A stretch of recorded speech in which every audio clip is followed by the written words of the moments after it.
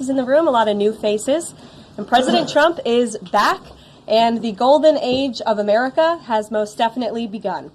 The Senate has already confirmed 5 of President Trump's exceptional cabinet nominees: Secretary of State Marco Rubio, Defense Secretary Pete Hegseth, CIA Director John Ratcliffe, Homeland Security Secretary Kristi Noem, and Treasury Secretary Scott Bessent. It is imperative that the Senate continues to confirm the remainder of the president's well-qualified nominees as quickly as possible. As you have seen during the past week, President Trump is hard at work fulfilling the promises that he made to the American people on the campaign trail. Since taking the oath of office, President Trump has taken more than 300 executive actions, secured nearly $1 trillion in U.S. investments, deported illegal alien rapists, gang members, and suspected terrorists from our homeland, and restored common sense to the federal government. I want to take a moment to go through some of these extraordinary actions. On day 1, President Trump declared a national emergency at our southern border to end the 4-year-long invasion of illegal aliens under the previous administration. Additionally, President Trump signed an executive order to end catch and release and finish construction of his effective border wall. By using every lever of his federal power, President Trump has sent a loud and clear message to the entire world. America will no longer tolerate illegal immigration, and this president expects that every nation on this planet will cooperate with the repatriation of their citizens. As proven by this weekend, when President Trump swiftly directed his team to issue harsh and effective sanctions and tariffs on the Colombian government, upon hearing they were denied a U.S. military aircraft full of their own citizens who were deported by this administration. Within hours, the Colombian government agreed to all of President Trump's demands, proving America is once again respected on the world stage. So, to foreign nationals who are thinking about trying to illegally enter the United States, think again. Under this president, you will be detained and you will be deported. Every day, Americans are safer because of the violent criminals that President Trump's administration is removing from our communities. On January 23rd, ICE New York arrested a Turkish national for entry without inspection who is a known or suspected terrorist. On January 23rd, ICE San Francisco arrested a citizen of Mexico unlawfully present in the United States who has been convicted of continuous sexual abuse of a child aged 14 years or younger. ICE St. Paul has arrested a citizen of Honduras who was convicted of 4th-degree criminal sexual conduct with a minor. ICE Buffalo arrested a citizen of Ecuador who has been convicted of rape. ICE Boston arrested a citizen of the Dominican Republic who has a criminal conviction for 2nd-degree murder. This criminal was convicted of murder for beating his pregnant wife to death in front of her 5-year-old son. And ICE St. Paul also arrested a citizen of Mexico who was convicted of possessing pornographic material of a minor on a work computer. These are the heinous individuals that this administration is removing from American communities every single day, and to the brave state and local law enforcement officers, CBP, and ICE agents who are helping in the facilitation of this deportation operation, President Trump has your back, and he is grateful for your hard work. On the economic front, President Trump took immediate action to lower costs for families who are suffering from 4 long years of the Biden administration's destructive and inflationary policies. President Trump ordered the heads of all executive departments and agencies to help deliver emergency price relief to the American people, untangle our economy from Biden's regulatory constraints, and end the reckless war on American energy. President Trump also signed sweeping executive orders to end the weaponization of government and restore common sense to the federal bureaucracy. He directed all federal agencies to terminate illegal diversity, equity, and inclusion programs to help return America to a merit-based society. President Trump also signed an executive order declaring it is now the policy of the federal government that there are only 2 sexes, male and female. Sanity has been restored. Before I take your questions, I would like to point out to all of you once again have access to the most transparent and accessible president in American history. There has never been a president who communicates with the American people and the American press corps as openly and authentically as the 45th and now 47th president of the United States.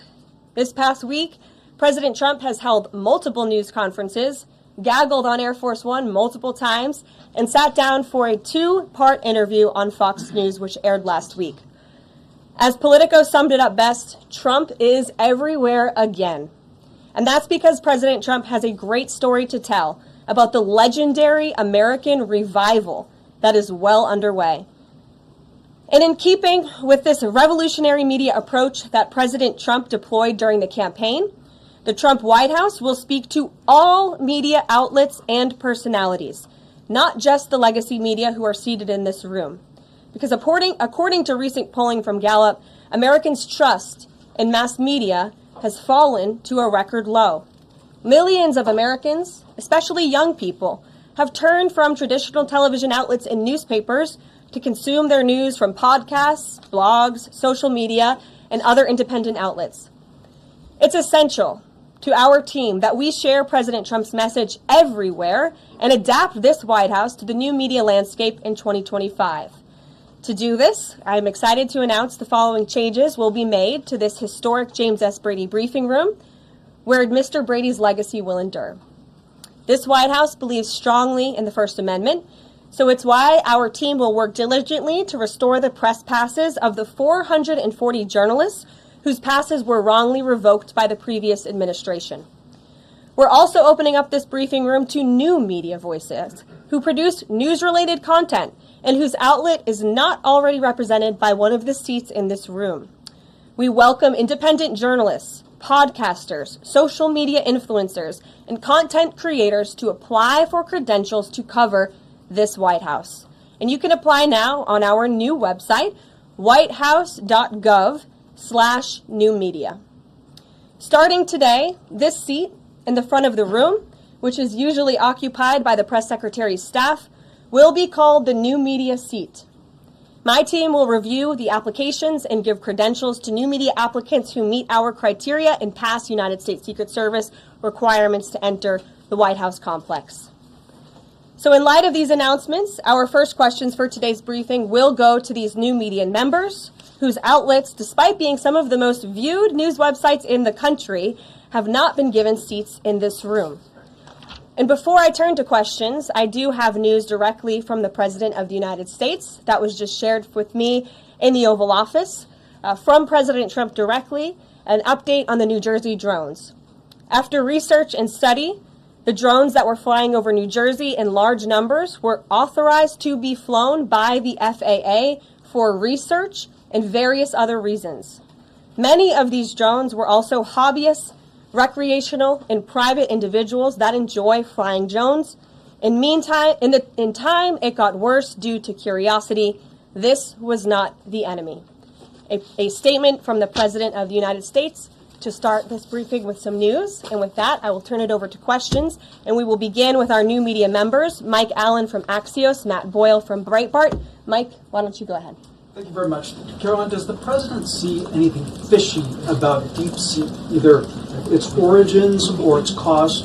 And could China's ability to make these models quicker, cheaper, affect our thinking about expanding generation data centers, chip manufacturing? Sure. The president was asked about DeepSeek last night on Air Force One when he gaggled for, I think, the third or fourth time throughout the weekend with members of the traveling press corps. The president said that he believes that this is a wake-up call to the American AI industry. The last administration sat on their hands and allowed China to rapidly develop this AI program. And so President Trump believes in restoring American AI dominance. And that's why he took very strong executive action this past week to sign executive orders to roll back some of the onerous regulations on the AI industry. And President Trump has also proudly appointed the first AI and crypto czar at this White House, David Sachs, whom I spoke with yesterday, very knowledgeable on this subject, and his team is here working every single day to ensure American AI dominance.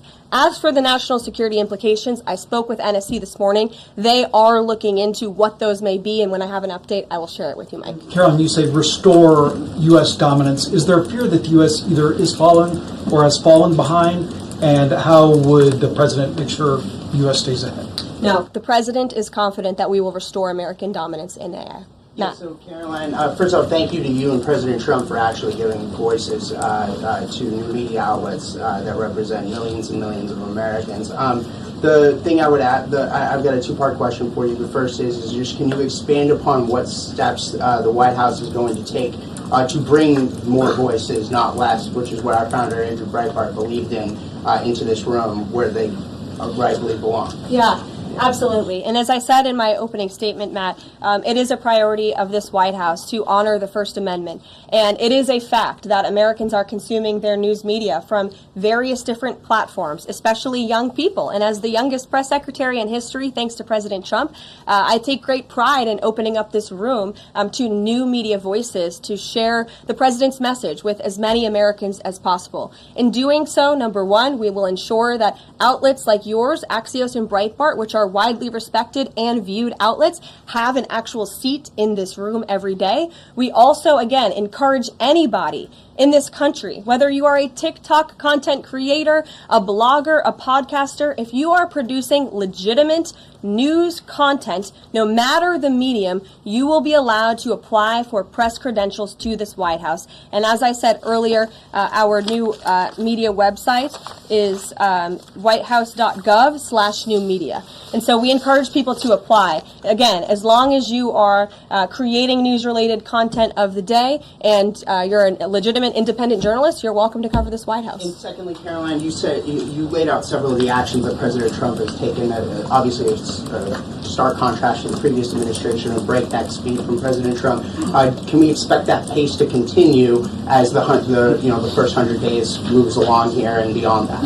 Absolutely. There is no doubt President Trump has always been the hardest working man in politics. I think that's been proven over the past week. This president has again signed more than 300 executive orders. He's taken historic action. I gaggled aboard Air Force One to mark the first 100 days of this administration, 4 p.m. last Friday, or first 100 hours rather. And this president did more in the first 100 hours than the previous president did in the first 100 days. So President Trump, I think you can all expect for him to continue to work at this breakneck speed, so I hope you're all ready to work very hard. I know that we are. Zeke Miller.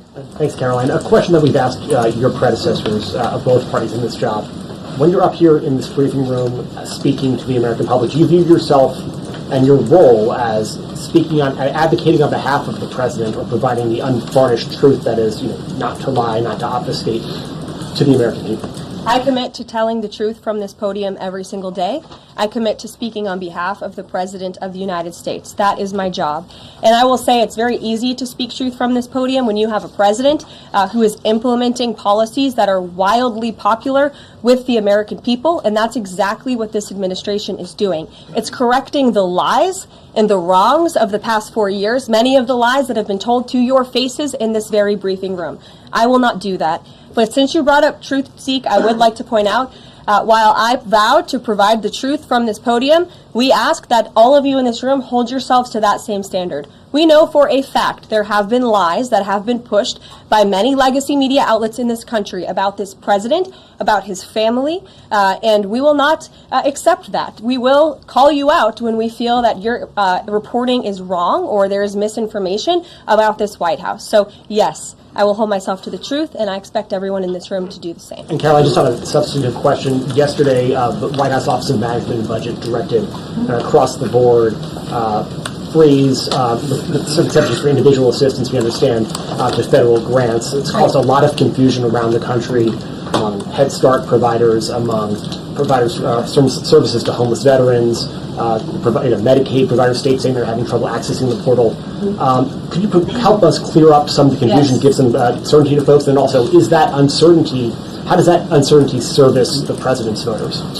Well, I think there's only uncertainty in this room amongst the media. There's no uncertainty in this building. So let me provide the certainty and the clarity that all of you need. This is not a blanket pause on federal assistance and grant programs from the Trump administration. individual assistance. That includes, I'm not naming everything that's included, but just to give you a few examples, Social Security benefits, Medicare benefits, food stamps, welfare benefits, assistance that is going directly to individuals will not be impacted by this pause. And I want to make that very clear to any Americans who are watching at home who may be a little bit confused about some of the media reporting. This administration, if you are receiving individual assistance from the federal government, you will still continue to receive that. However, it is the responsibility of this president and this administration to be good stewards of taxpayer dollars. That is something that President Trump campaigned on. That's why he has launched DOGE, the Department of Government Efficiency, who is working alongside OMB. And that's why OMB sent out this memo last night, because the president signed an executive order directing OMB to do just this. And the reason for this is to ensure that every penny that is